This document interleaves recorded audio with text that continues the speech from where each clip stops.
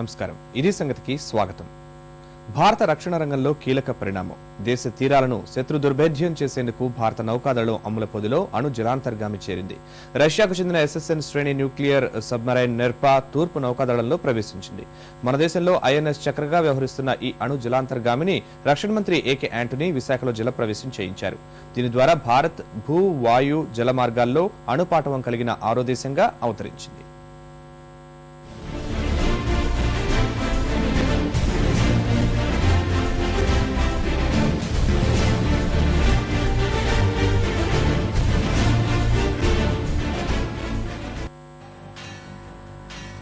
భారత సముద్ర తీరం మరింత శత్రు దుర్భేద్యమైంది. పూర్తి స్థాయిలో కార్యకలాపాలు నిర్వహించగల తొలి అణు జలాంతర్గామి తీర రక్షణను మరింత పరిపుష్టం చేస్తోంది. రష్యా నుంచి 10 ఏళ్ల అద్దె ప్రాతిపదికన అణుజలాంతర్గామి K-152 నెప్రాను తీసుకున్నారు. తూర్పు నౌకాదళ కేంద్రం విశాఖపట్నంలో రక్షణ మంత్రి ఆంటోనీ చక్రను లాంఛనంగా ఆవిష్కరించారు. దాదాపు 20 ఏళ్ల తర్వాత పూర్తి స్థాయి కార్యకలాపాలు నిర్వహించగలిగే సామర్థ్యం ఉన్న అణుజలాంతర్గామి భారత నౌకాదళానికి అదనపు బలం. 1988లో రష్యా నుంచి అద్దెకు తీసుకున్న చార్లీ శ్రేణి న్యూక్లియర్ సబ్మెరైన్ 1991 వరకు భారత్ లో సేవలందించింది. అప్పట్లోనే దీన్ని INS చక్రగానే పిలిచేవారు. అయితే అది అనుకున్నంత ఫలితాలు ఇవ్వకపోవడంతో దాన్ని 3 ఏళ్లకే తిరిగి రష్యాకు అప్పగించారు. మళ్లీ 20 ఏళ్ల తర్వాత మన నౌకాదళంలోకి మరో అణుజలాంతర్గామి వచ్చి చేరింది.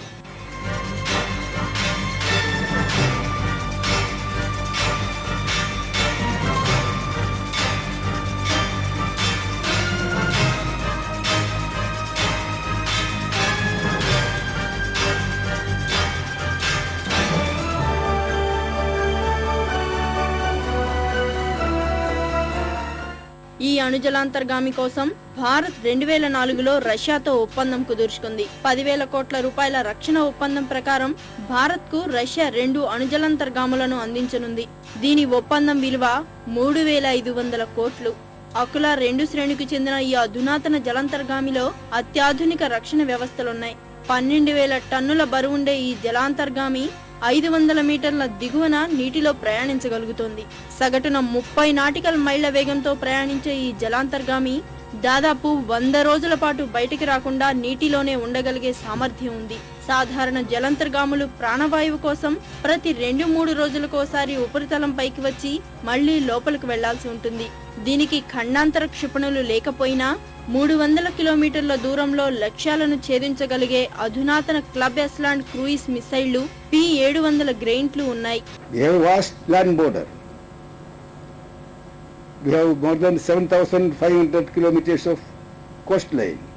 Then we have to protect the sea lanes of our core area of interest. Protection of sea lanes is very crucial for India and also international community.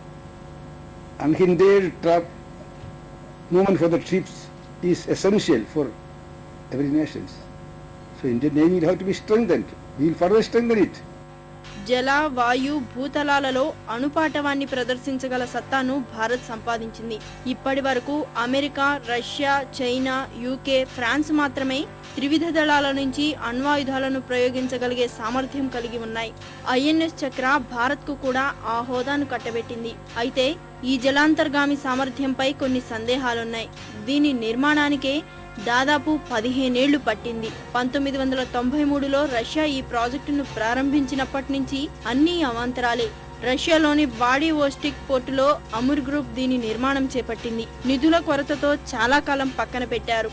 విడతల వారీగా 2007 నాటికి దీని నిర్మాణం పూర్తి చేశారు. అయితే మధ్యలో భారత్ ఈ ప్రాజెక్టుకు నిధులందించిందన్న వాదనలు ఉన్నాయి. 2008లో INS చక్రను దక్షిణ చైనా సముద్రంలో పరీక్షిస్తున్నప్పుడు ప్రమాదం జరిగింది. సబ్మెరైన్ లోపల అస్తియాక్సాటాన్ వాయువు వెలువడడంతో 20 మంది ప్రాణాలు కోల్పోయారు. మరో 21 మంది అస్వస్థతకు గురయ్యారు. ఇందులో ఉన్న రక్షణ వ్యవస్థల పనితీరుపై అనేక సందేహాలు వ్యక్తమయ్యాయి. చైనా నుంచి దిగుమతి చేసుకున్న నాసిరకం లోహాలతో సబ్మెరైన్ ను నిర్మించారని రష్యాలో రక్షణ రంగ నిపుణులు ఆరోపించారు. ఆ తర్వాత మరో 1 ఏడాది పాటు దీనిలో మరమ్మతులు చేశారు. 2010లో భారత్ నౌకాదళానికి చెందిన బృందం రష్యా వెళ్లి అణుజలాంతర్గామిలో ప్రత్యేక శిక్షణ పొందింది. 2 ఏళ్ల నుంచి పరీక్షలు జరిపి ఎలాంటి సమస్య లేదని తీర్మానించిన తర్వాత దీనిని 2011 డిసెంబర్లో భారత నౌకాదళానికి అప్పగించారు. కొన్ని రోజుల కిందట ఇది విశాఖ తీరానికి చేరింది. తూర్పు తీరాన్ని చాలా వ్యూహాత్మకంగా భావిస్తున్న భారత నౌకాదళం చక్రను విశాఖకు చేర్చింది. చైనా వద్ద nuclear powered attacking submarines, SSN nuclear powered ballistic సబ్మెరైన్లు కూడా ఉన్నాయి. దక్షిణ చైనా సముద్రంలో ఇప్పటికే పాగా వేసిన చైనా పసిఫిక్, హిందూ మహాసముద్రాల్లో ఆధిపత్యానికి ఉరకలు వేస్తోంది.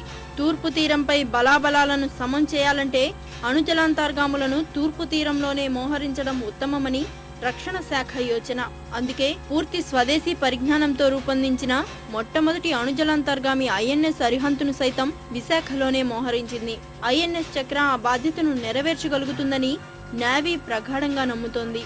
As an emerging economic power, our destiny is intrinsically linked with the maritime security environment of the Indian Ocean region, and therefore mandates a strong and versatile navy. Induction of Chakra is a major step in this direction. భారత నౌకాదళం కోసం అణ్వాయుధ సహిత జలాంతర్గాములను రూపొందించాలన్న ఆలోచన ఈనాటిది కాదు. గత 35 ఏళ్లుగా దీనిపై పరిశోధనలు జరుపుతూ వస్తున్న రక్షణ పరిశోధక సంస్థలు చాలా కాలం వరకు దీనిని రహస్యంగానే ఉంచుతూ వచ్చాయి. 1974లోనే Bharat advance technology vessel ATV project కింద ships, submarines, ballistic missiles, nuclear weapons ను తయారు చేయడం మొదలుపెట్టింది. 1985లో ఈ ప్రాజెక్టు ఊపందుకుంది. అడపాదడపా వార్తలు వస్తున్నా తన తొలి స్వదేశీ అణుజలాంతర్గామిని ప్రారంభించే వరకు భారత్ అధికారికంగా ఈ ప్రాజెక్టును బయటపెట్టలేదు.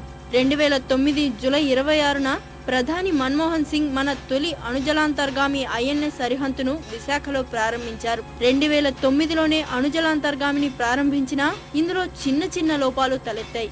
ప్రస్తుతం దీనికి సీ ట్రయల్స్ నిర్వహిస్తున్నారు. అందుకే పూర్తి స్థాయిలో అణుపాటవం గల జలాంతర్గామిగా INS చక్ర ఖ్యాతికెక్కనుంది. విదేశాల నుంచి అద్దెకు తీసుకోవడం మాత్రమే కాకుండా స్వదేశంలోనూ అణు కార్యక్రమాన్ని అభివృద్ధి చేసుకుంటుంది మన రక్షణ విభాగం. ATV ప్రాజెక్టు ద్వారా భారత్ 25 అణుజలాంతర్గాములను రూపొందించుకోవాలన్నది లక్ష్యం. ఇందుకోసం ఏకంగా $30 బిలియన్ ఖర్చు చేయనున్నారు. INS అరిహంత్తో పాటు అదే శ్రేణిలో మరో 2 జలాంతర్గాములు ముంబైలోని మెజగాన్ డాక్స్ లో నిర్మాణమవుతున్నాయి. రష్యా నుంచి ప్రస్తుతం తీసుకున్న అక్కులా శ్రేణి జలాంతర్గామితో పాటు అత్యున్నతమైన ఖండాంతర క్షిపణులు కూడా ప్రయోగించే సామర్థ్యం ఉన్న S-1000 శ్రేణి జలాంతర్గామిని కూడా భారత్ పొందే అవకాశం ఉంది. ఈ S-1000 శ్రేణి జలాంతర్గామిని భారత్ స్వయంగా నిర్మిస్తోందన్న వార్తలు ఉన్నాయి. I am hopeful this year itself we will be able to deliver 7 warships to the Indian Navy, including Vikramaditya. It will be delivered by Russia in the end of this year.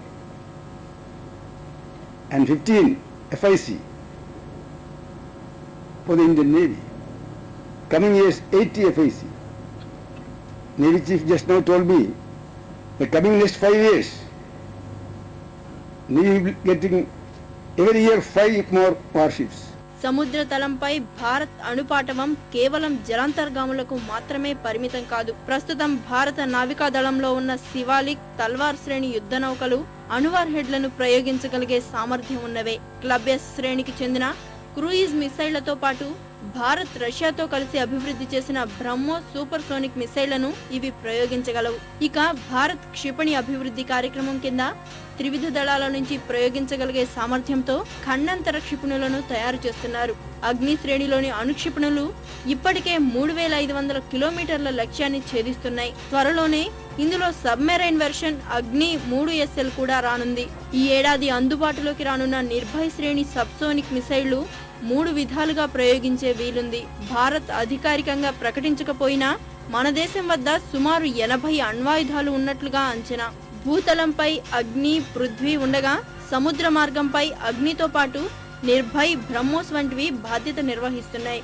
భారత వాయుదళంలో Sukhoi శ్రేణికి చెందిన Su-MKI విమానాలు అణ్వాయుధాలను మోసుకెళ్లగల సామర్థ్యం కలిగి ఉన్నాయి. ఇక వాయుసేనలోని తేజోస్, MiG-29 విమానాలు ఇంధనం నింపుకోకుండానే దాదాపు 3000 కిలోమీటర్లు ప్రయాణం చేయగలవు.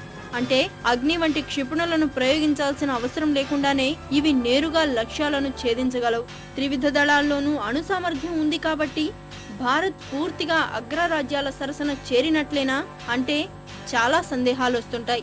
భారత్ ప్రస్తుతం కార్యకలాపాలు నిర్వహించగలిగే స్థితిలో ఉన్న అణుజలాంతర్గామిని అద్దెకు తీసుకుంది. కానీ ఎంతకాలం ఇలా అద్దెకు తీసుకుంటూ నెట్టుకురాగలం?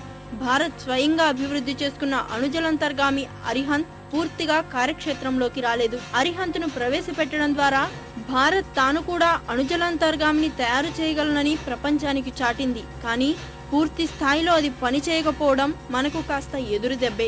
భారత ప్రభుత్వం మాత్రం ఈ ఏడాది చివరి నాటికి అరిహంత్ను పూర్తి స్థాయిలో సిద్ధమవుతోందని చెబుతోంది. ఇప్పటి వరకు మనం అరువు తెచ్చుకున్న సాంకేతిక పరిజ్ఞానంతో దేశీయ టెక్నాలజీని మిళితం చేసి ఆయుధాలు రూపొందించుకుంటున్నాం. కానీ యుఎస్, రష్యా, ఫ్రాన్స్, చైనాలో ఇప్పటికే టెక్నాలజీలో రారాజులుగా ఉన్నాయి. అంతర్జాతీయ అణు ఒప్పందంపై సంతకం చేయకపోవడంతో సాంకేతిక పరిజ్ఞానాన్ని పంచుకునే విషయంలో ఇంకా ఆంక్షలు కొనసాగుతున్నాయి. అమెరికాతో కుదిరిన అణు ఒప్పందంతో దానికి కాస్త సడలింపులు వచ్చాయి. ఇప్పుడు దానిని అందిపుచ్చుకొని మనం కూడా ఆ స్థాయికి చేరుకోవడమే మిగిలింది.